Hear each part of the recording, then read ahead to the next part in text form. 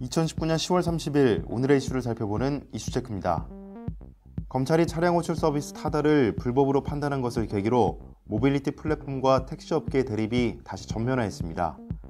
특히 검찰의 결정이 택시업계로 대변되는 기존 산업의 보호에 힘을 실어준 상황에서 다른 스타트업들까지 반기를 들고 나서 기존 산업과 신생 산업의 해묵은 갈등이 좀처럼 수그러들지 않을 것으로 보입니다. 오늘 이슈체크에서는 타다를 불법으로 판단한 검찰의 결정과 업계의 입장을 살펴보겠습니다. 김아련 기자와 함께합니다. 안녕하세요. 김아련입니다. 네, 먼저 검찰이 타다를 불법으로 판단한 사건에 대해 간단하게 설명해 주시죠. 네, 서울중앙지검 형사 5부는 지난 28일 여객자동차 운수사업법 위반 혐의로 이재용 소카 대표와 타다 운영사인 VCNC 박재욱 대표를 각각 불구속 기소하고 소카와 VCNC 회사법인도 재판에 넘겼습니다.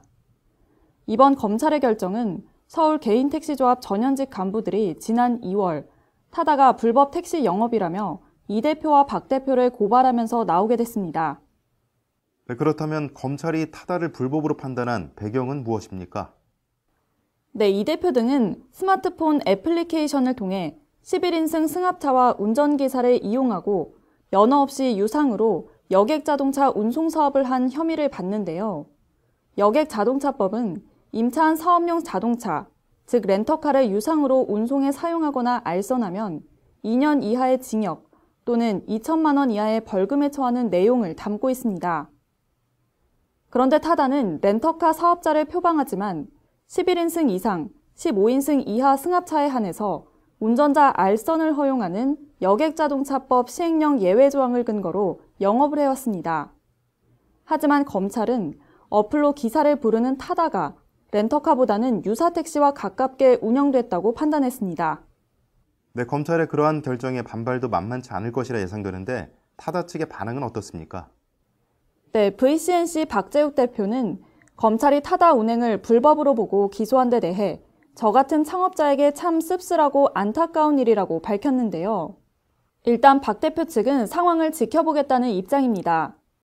타다 관계자는 처음 타다를 시작하면서 우리나라는 포지티브 규제로 움직인다는 사실에 기반해 법령에 쓰여 있는 대로 그대로 서비스를 기획하고 만들었다면서 타다 운전자와 투자자가 범법 행위를 하고 있다는 것은 일방적인 주장일 뿐 왜 불법인지에 대한 근거는 없다며 검찰 기소를 근거로 사업장 폐쇄를 요구하는 것은 부적절하다고 전했습니다. 네, 반대로 택시 업계의 입장은 어떻습니까? 네, 전국택시노동조합연맹 등 4개 단체는 29일 성명을 내고 타다 영업 중지와 처벌을 촉구했는데요. 정의로운 기소를 크게 환영한다고 반겼습니다. 이어 타다가 기소된 것은 차량 호출 서비스 타다의 운행이 불법이라고 주장한 택시 업계의 판단이 옳다는 것을 검찰이 확인한 것이라며 타다가 불법 영업을 즉각 중단하지 않는다면 좌시하지 않고 강력히 투쟁할 것이라고 말했습니다.